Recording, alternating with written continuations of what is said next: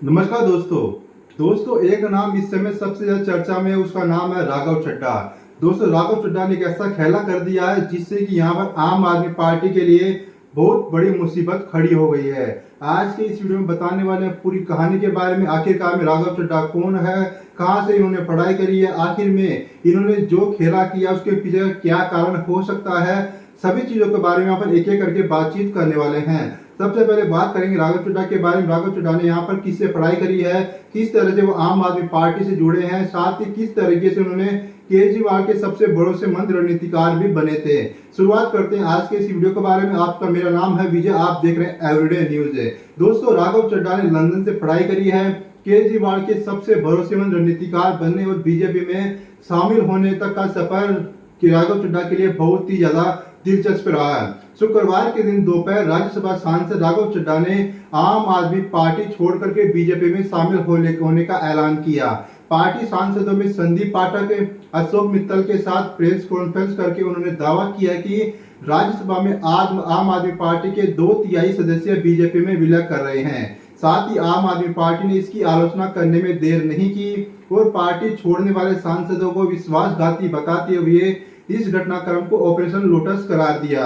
आम आदमी पार्टी ने इस महीने की शुरुआत में राज्यसभा में पार्टी के डिप्टी लीडर की जिम्मेदारी राघव चड्ढा की जगह अशोक कुमार मित्तल को दे दी, जिसके बाद आम आदमी पार्टी और राघव चड्ढा के बीच विवाद भी हुआ। पार्टी छोड़ने की घोषणा करते हुए शुक्रवार को राघव चड्ढा ने पार्टी पर अपने सिद्धांतों, मूल्य और बुनियादी नैतिकताओं से पूरी तरह से भटकने के आरोप यहाँ पर लगाए हैं। साथ ही उन्होंने कहा कि मैं सही आदमी हूं लेकिन गलत पार्टी में हूं, ऐसा उनके द्वारा बयान दिया गया है। अब जानते हैं कभी केजरीवाल के सबसे खास सिपाही रहे माने जाने वाले राघव चड्ढा इस बगावत या टूट का नेतृत्व करने वाले कैसे बन गए, आम आदमी पार्टी में कैसे शामिल हुए। साथ ही यहाँ पर राघव चड्ढा का परिवार जालंधर से है और कई दशकों पहले दिल्ली में आकर बस गया था। साल 2013 में जब अन्ना हजारे का इंडिया अगेंस्ट करप्शन आंदोलन अपने आखिरी दौर में था, तब पैसे से chartered accountant Raghav Chadha London School of Economics से पढ़ाई करके भारत लौटे थे। उसी समय उनकी मुलाकात अरविंद केजरीवाल के साथ हुई थी। फिर वह आम आदमी पार्टी में शामिल हो गए।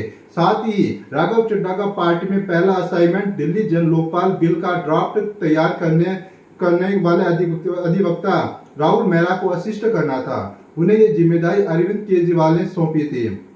साथ ही राघव चड्ढा पार्टी के सबसे युवा प्रवक्ता बने। कुछ ही समय में वह टेलीविजन पर आम आदमी पार्टी का चेहरा बन चुके थे। साथ ही राघव चड्ढा ने दिल्ली के मॉडर्न स्कूल से पढ़ाई की। उन्होंने 2009 में दिल्ली विश्वविद्यालय से बीकॉम की डिग्री हासिल की थी। इसके बाद उन्होंने साल 2011 में institute of chartered accountants of India से सीए की डिग्री प्राप्त की। वह पेशेवर चार्टर्ड अकाउंटेंट भी है। एक इंटरव्यू में उन्होंने कहा था कि उन्होंने कुछ समय के लिए लंदन में पढ़ाई भी की। उन्हें लंदन में समय बिताना अच्छा लगता है। उसी साक्षात्कार के दौरान उन्होंने यह भी कहा कि विदेश में पढ़ाई करने के बाद वे अपने वतन लौट आए क्योंकि उन्हें अपने देश से प्यार है और उनके माता पिता भी यही रहते हैं। आम आदमी पार्टी में अहम भूमिकाएं राघव चड्ढा उस सीमित समिति के सदस्य भी थे जिसने 2013 में आम आदमी पार्टी का चुनाव घोषणा पत्र तैयार किया था। उन्होंने दिल्ली सरकार में पूर्व वित्त मंत्री मनीष सिसोदिया के वित्तीय सलाहकार के रूप में भी काम किया है। साथ ही वे दिल्ली के राजेंद्र नगर के विधायक और दिल्ली जल बोर्ड के अध्यक्ष भी रह चुके हैं। उन्होंने पार्टी के राष्ट्रीय प्रवक्ता के रूप में भी कार्य किया है। साल 2022 के पंजाब विधानसभा चुनाव से पहले आम आदमी पार्टी ने राघव चड्ढा को पंजाब का सह प्रभारी नियुक्त किया। उन्होंने पंजाब में आम आदमी पार्टी की भारी जीत में भी महत्वपूर्ण भूमिका निभाई थी। हालांकि साल 2019 में जब उन्होंने दक्षिण दिल्ली से बीजेपी नेता रमेश बिधूड़ी के खिलाफ लोकसभा चुनाव लड़ा तो उन्हें हार का सामना करना पड़ा था। इसके बाद साल 2020 में उन्होंने दिल्ली के राजेंद्र नगर से चुनाव जीत करके विधायक बने थे। जब साल 2022 में पंजाब में आम आदमी पार्टी की सरकार बनी तो राघव चड्ढा को पंजाब से राज्यसभा सदस्य बनने का अवसर मिला। साथ ही उन्होंने कहा कि राजनीति ने मुझे चुना है। राघव चड्ढा आम आदमी पार्टी की आधिकारिक वेबसाइट पर दी गई जानकारी के अनुसार राघव चड्ढा का मानना है कि उन्होंने राजनीति को नहीं चुना बल्कि राजनीति ने उन्हें चुना है। उन्होंने एक निजी चैनल को दिए गए इंटरव्यू में यह बात कही थी कि राघव ने कहा कि मेरा परिवार आम आदमी पार्टी के सदस्य के रूप में मेरे राजनीति में प्रवेश करने के विचार से बहुत सहज था। क्योंकि यह एक ऐसी पार्टी थी जो उन्हें नैतिक मूल्यों पर बनी थी, जिनका उन्होंने भ्रष्टाचार विरोधी आंदोलन में समर्थन किया था। राघव चड्ढा के पास कितनी संपत्ति है वो जानते हैं। राज्यसभा सदस्य के रूप में नामांकन के दौरान दायर अल्पनामे के अनुसार राघव चड्ढा के पास में 36 लाख रुपए की संपत्ति है। इसके साथ ही उनकी कोई भी देनदारी नहीं है।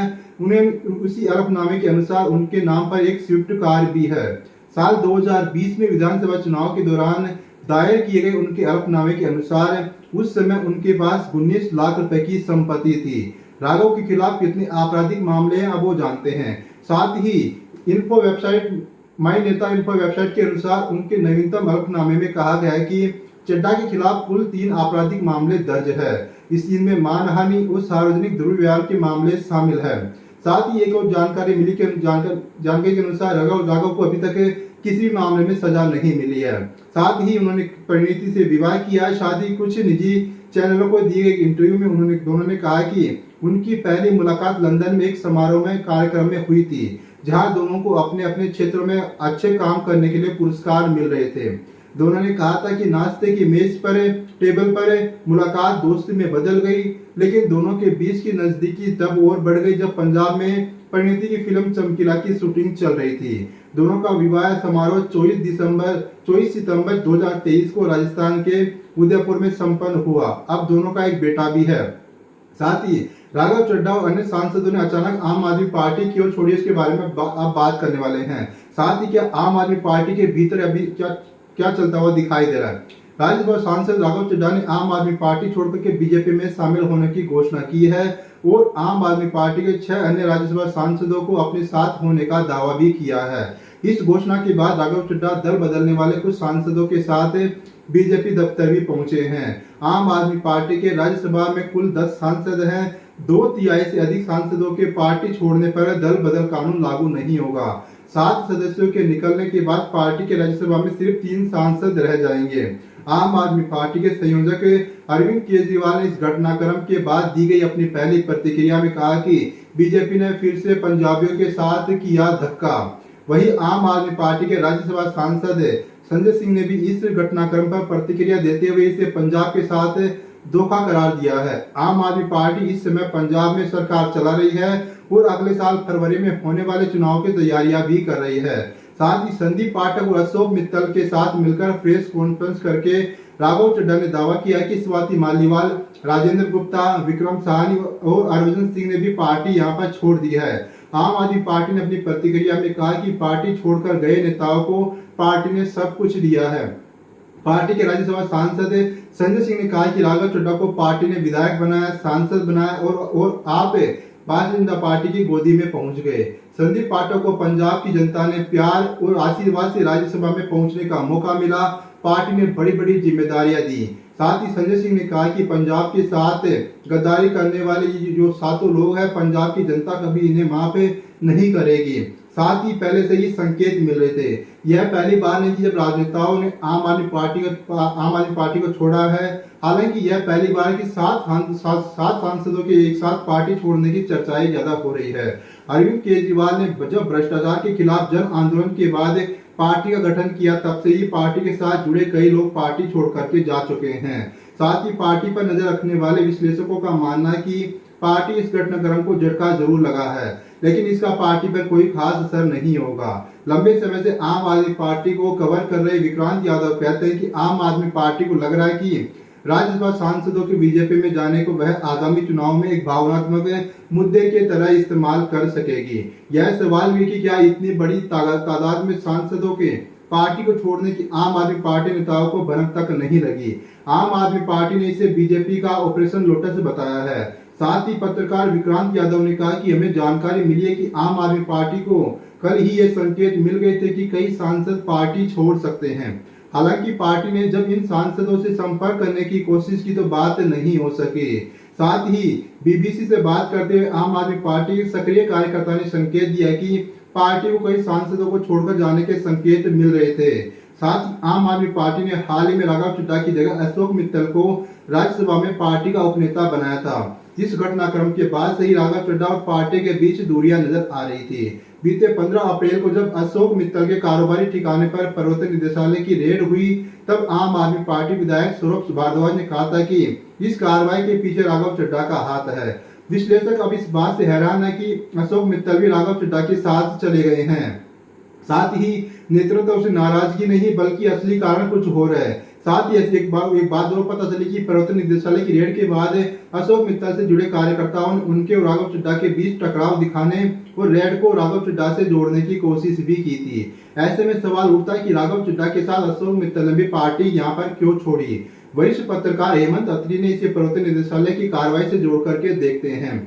साथ ही हेमंत अत्री कहते हैं कि अशोक मित्तल राघव चड्ढा के साथ प्रेस कॉन्फ्रेंस में शामिल हुए और फिर बीजेपी मुख्यालय पहुंचे। यही उनकी अशोक मित्तल है जिनके ठिकानों पर 10 दिन पहले ईडी की कार्रवाई चल रही थी। क्या अब आगे और भी कार्रवाई उन पर होगी? लंबे समय से आम आदमी पार्टी पर नजर रखने वाले पत्रकार मुकेश केजरीवाल को लग रहा है कि अरविंद केजरीवाल, मनीष सिसोदिया, सत्येंद्र जैन और अन्य नेताओं के जेल जाने के बाद पार्टी के कई नेताओं में डर रहा होगा कि कहीं वह भी ऐसी कार्रवाई का निशाना नहीं बन जाए।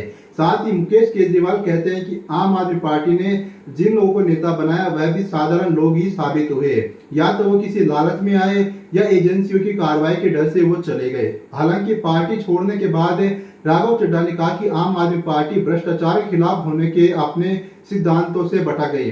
उन्होंने कहा कि मैं उनकी दोस्ती के काबिल नहीं था क्योंकि मैं उनके गुनाह में शामिल नहीं था। इस पर आपकी क्या राय? अपनी राय कमेंट बॉक्स में जरूर बताइए। वीडियो को लाइक करें, चैनल को सब्सक्राइब करना मत भूलिएगा। शुक्रिया, धन्यवाद।